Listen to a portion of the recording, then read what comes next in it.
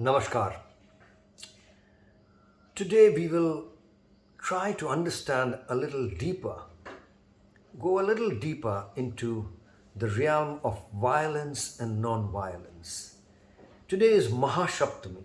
Mahasaptami is the seventh day on the lunar cycle. This is the bright lunar cycle. As you know, in a month there are two lunar cycles. One is the dark lunar cycle and the other is the bright lunar cycle. Here in India, they are called Shukla Paksha and Krishna Paksha. So the bright lunar cycle is when the moon is going from new moon to full moon, that 15-day cycle.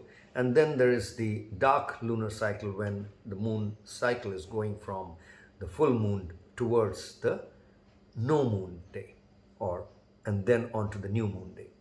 So Durga Puja, the ceremony or the festival, the biggest festival here in this part of the world, happens on this month in the brighter lunar cycle, and it starts, as I said, right on the first day, and then it actually picks up speed. The idol is brought in on Mahashashti, which is the sixth day, and today is the second day when the idol is actually the worship of the idol starts.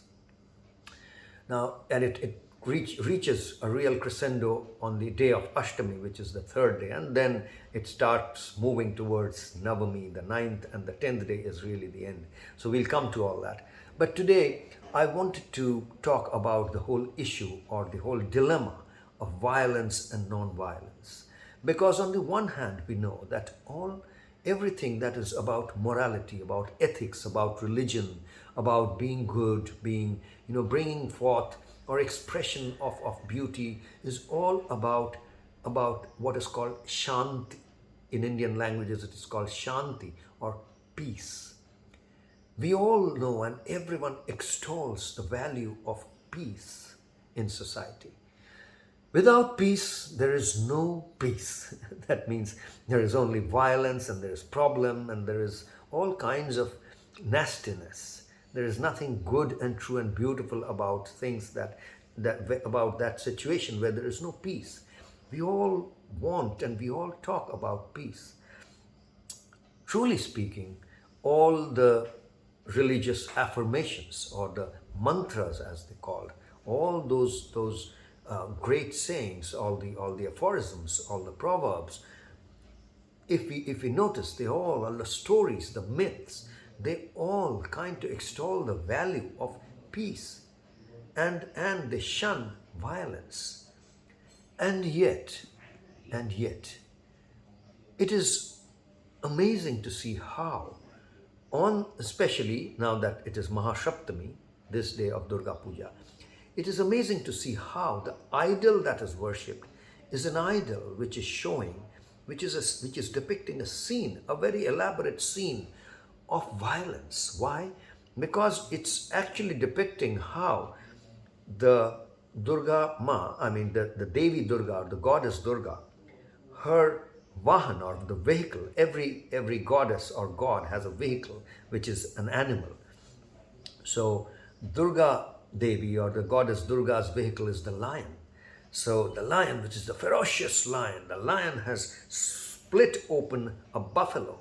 Why the buffalo? Because the story is that the asur or the evil was hiding inside the buffalo. This particular asur or the story goes like this, or the myth really goes like this, that this particular asur or evil known as the Mahishasur, and Mahishasur because Mahish means buffalo, so it's the buffalo evil.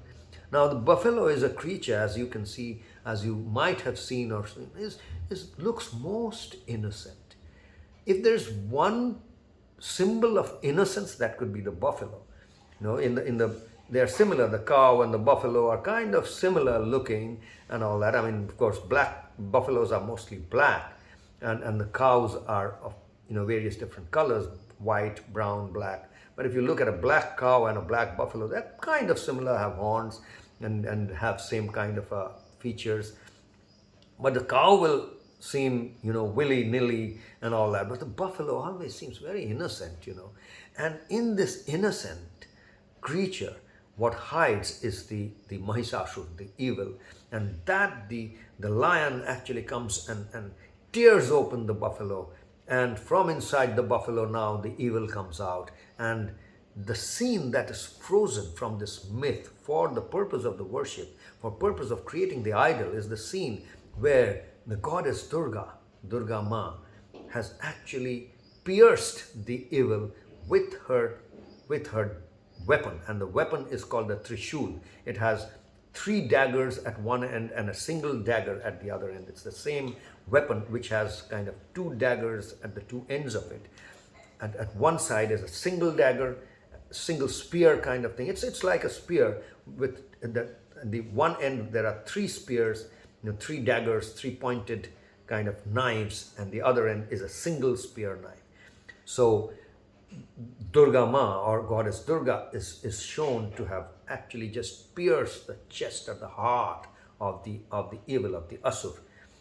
And there's blood oozing out of it. There's blood oozing out of the fact that the buffalo has been torn open by the lion, and the lion is absolutely, with its paws on its big two paws on the buffalo, and that's the moment that is being celebrated, that's being idolized.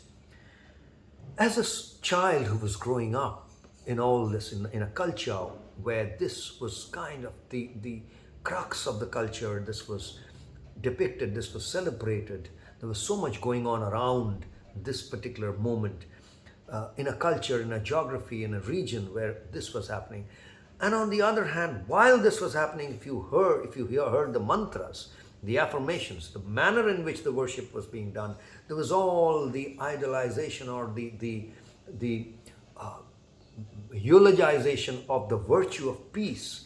The word Shanti, which means peace, is actually the most spoken mantra or the word in all the affirmations, in all the worship that is done. So on the one hand, there is this depiction of a goddess who's violently killing the Asur, the evil. On the other hand, the virtues that are being praised are all about peace. So the question that automatically comes up in every mind, and should come up in every mind, and it did come up in my mind as a child growing up within this culture, was how come this paradox between violence and peace? How is this resolved? Which is right? How do we solve a problem? Do we solve it by non-violence or completely peaceful means, or do we solve it by violence? What is it? Which is the route? Because this has always been two different paths that you could take in order to solve a problem. Now, and it's not just in the mythology. We have heard of the same problem when India, for example, as a country, was fighting its freedom struggle from the colonial forces. Gandhiji, Mahatma Gandhi, who's kind of idolized as the father of the nation, would always talk about non-violence. His whole path, and why he's known all around the world, is because of his espousing the path of non-violence. Somewhat contrary to some of the other greatly eulogized freedom fighters of the country who are still revered today. And for example, Netaji Subhash Chandra Bose, who agreed and who chose the path of war, actual war with weapons. And he took on that path. And Gandhiji and Subhash Bose, who were really, really together at one point of time, consciously took two different directions, or decided to tread two different directions. Gandhiji along the path of non-violence, and Netaji Subhash on the path of war and fighting, armed rebellion, as they say. And it was very difficult. Even today, there's huge debate. There's no one coming to terms with which of this was actually the right path or the path to be followed, especially in any situation. Now, how do you resolve that using this Durga Puja, or this ceremony that is so ubiquitous in this part of the world? Well, the resolution moment came very, very profoundly from the understanding or from the wisdom of what is called Advait. Advait is non-dual. Non-dual, when it means no two.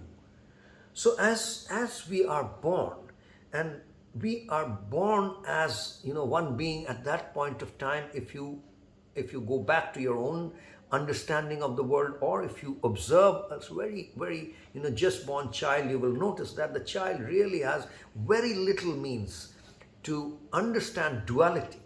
The child sees himself or herself just as one with everything.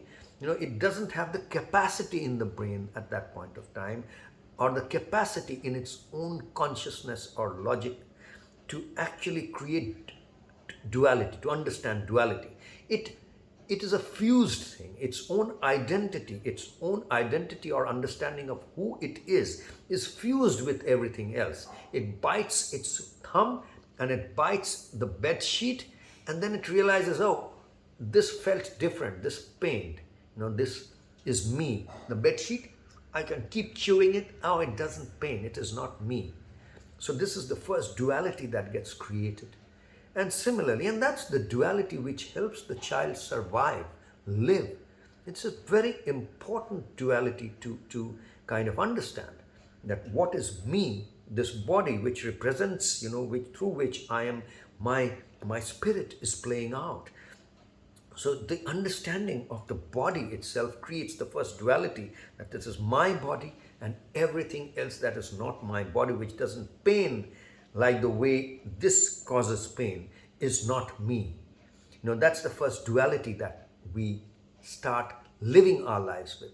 And that duality, and that various kinds of duality, understanding with, all knowledge comes from the knowledge of duality. By understanding duality, even when you have classified apples and oranges and bananas, fruits, classified into different fruits, so all the kinds of duality, the apple and the orange are two, not the same. Then you start counting, this is one apple, two apple, three apple, and that's 1, 2, 3. Within oranges, you are creating separation and duality. So duality, this it's also called namo-rupa, giving names, understanding what is going on. Language is all creating, every word is creating duality, separation.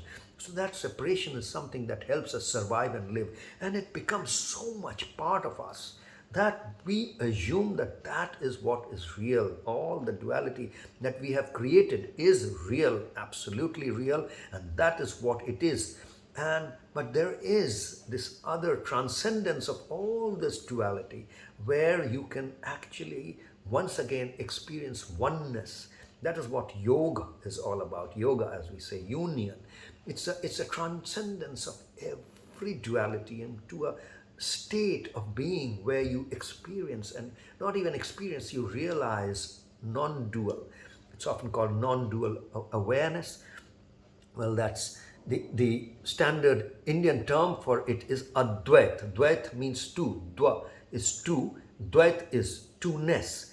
And Advait is oneness. So this realization of oneness is very important. And why I am talking about this in the context of violence and non-violence is just to define as the circumstance in which violence is permitted. Well, religion permits violence, or ethics and morals permits violence only and only when there is non-duality. The problems between duals, between two, cannot be solved by violence. It only leads to more problem. The only circumstance in which violence, force, shakti, weapons, a lot of vehement, a kind of aggression is allowed, is permitted only within Advait, only within unity, only when you have unity consciousness, or the consciousness when you are being led by the consciousness of oneness. There is no two. You cannot fight with another. You can only fight with your own self. You can only be totally violent and with all Shakti and force get rid of stuff that you need to get rid of only and only from within yourself, from your own self. So if you are ever thinking of slapping a child, you have to, first of all, don't think of slapping a child.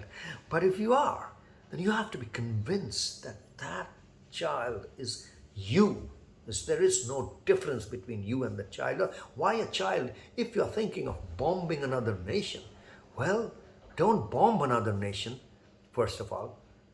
But if you're thinking, if even that thought comes up, if you're considering, the only time when you can consider it is when you feel one with that nation.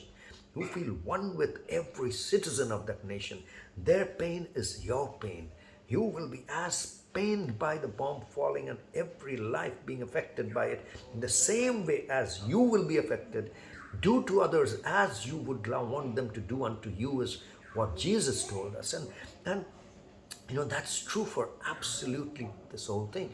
If and only if you have realized oneness, Advait, non-dual, only then you can think and bring about forces. But these two, and hence the sadhana of these two, the practice of developing oneself, developing power within oneself, to actually exercise power of every kind, is always, should be, simultaneously practiced with the sadhana of non-dual, of moving towards oneness. So only then we can use power or force. And this power of force need not always be sharp weapons. It can be sharp humor.